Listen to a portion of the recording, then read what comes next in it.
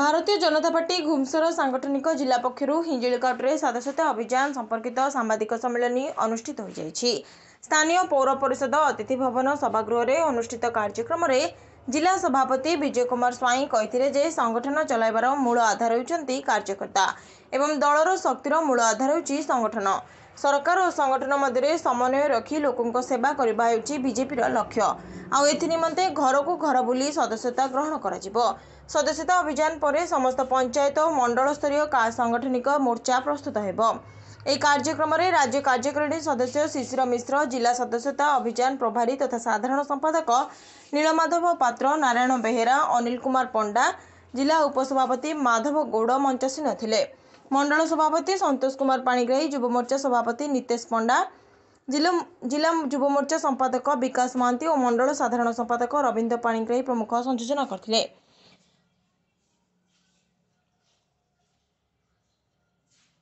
घुमसुरु रजनीकांत पात्र report, आईजेबी news.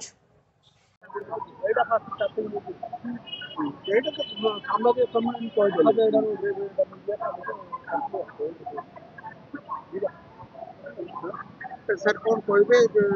बर्तमान BJP सरकार आसला बीजेडी गढ़ आक्रमण जोरदार होकर सूचना तो सब दृष्टि जदि देखा शिक्षा को किमिति प्राधान्य देते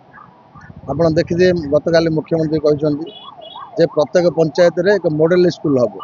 जोटी पिला माने सरकारी स्कूल रे पाठ पढ़ाई आकृष्ट हे से प्रकार व्यवस्था हम। भारतीय जनता पार्टी सब शिक्षा पर गुरुत्व देकर तेणु प्रत्येक स्कूल को किभली मॉडल करा जीवो एवं पिला किभली अधिक रु अधिक पिला सरकारी स्कूल रे पाठ पढ़ियो तार मते व्यवस्था करा जीवो। तो गमनागमन क्षेत्र जदि व्यवसाय क्षेत्र देखा जो रही गोपालपुर फुलबाणी जो रेल पथ कथा उठा तापर व्यवसायीकरण दृष्टि गमनागमन जो कौन चिंता कर देखो आमर जो रेल प्रोजेक्ट आरंभ होती गोपालपुर टू रायपुर से प्रोजेक्ट निश्चित भाव में हम या मंत्री को आम दृष्टि आकर्षण करे भंजनगर देकर सी जाकर कौटी आमर फुलबाणी हो सी जा रायपुर में पहुँचे मझे आम आ गोटे गोटे रेल ट्रैक अच्छे से ट्रैक मिले ये योजना कार्यकारी हम एवं जेते सबू डेवलपमेंट वर्क ओडिशार समस्त काम चलो केंद्र सरकार निश्चित भाव सहायता कर। तो देखो जो एसएचजी जो महिला माने जो प्रकार स्कीम माध्यम बेनिफिट उठाउथिले ताकू अपलिफ्ट करिया पई आउ की योजना करा जाउची ना सेटा को ना दिया बदला हो आगु से कथा तो सरकार वर्तमान सुधा निष्पत्ति करना किंतु एतिकी भारतीय जनता पार्टी मुख्य उद्देश्य जे माँ मानू भौणी मानू सबु क्षेत्र में अग्राधिकार दिज्व से आर्थिक स्थिति को सुदृढ़ करा। तो बेकार संख्या चाकरी कथा बेकार दादन कथा विशेषकर इंडिया दादन समस्या प्रतिहत करने कौन योजना मैप रोड मैप कौन कर बर्तमान आरंभ होती दादन को कमेवाई छोट बड़ आरंभ कर विभिन्न प्रकार सब शिल्प प्रतिष्ठा करा एमएसएम जदि कौन व्यक्ति छोट कि मध्यम धरणर जदि इंडस्ट्री करे सब्सिडी दिज्व एवं ऋण दिज्व किभली भाव में ओडिशा रे दादन कमिव तार एकमात्र कारण है जे आम एम्प्लॉयमेंट बढ़ाई आम शिल्प प्रतिष्ठा करवा बड़ बड़ शिल्प भी हम मध्यम शिल्प हम छोट छोट कुटीर शिल्प हम एवं चाषी को विभिन्न प्रकार सहायता दिज्व जो भल चाष कम हो पार विभिन्न क्षेत्र में सरकार अनुध्यान करेंगे दादन कमेवाई आम लोक मान किभली भाव ए अंचल कम जोगाऊ सरकार ध्यान देवाई चिंता कर। व्यवस्था ना शीतल भंडार ना जो मार्केट परिवा जो मार्केट देखो यहाँ निश्चित भाव में दुखदायक विषय जे मुख्यमंत्री खास निर्वाचन दीर्घ 24 वर्ष प्रतिनिधित्व कलापर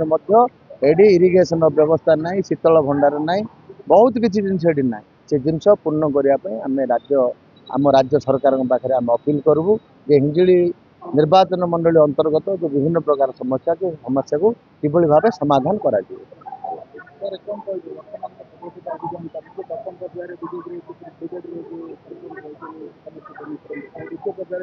देखो बीजेडी बहु संख्यार सरपंच समिति सभ्य तांकर निर्वाचित प्रतिनिधि समस्त भारतीय जनता पार्टी प्रति आकृष्ट होती मिसैया चाहते आमे मध्य ताको मिसैया तर्जमा कर कौ कौ लोक आम मिसबू जो जो मैंने मिसिले भारतीय जनता पार्टी संगठन मजबूत है हिंगोली निर्वाचन मंडल कौन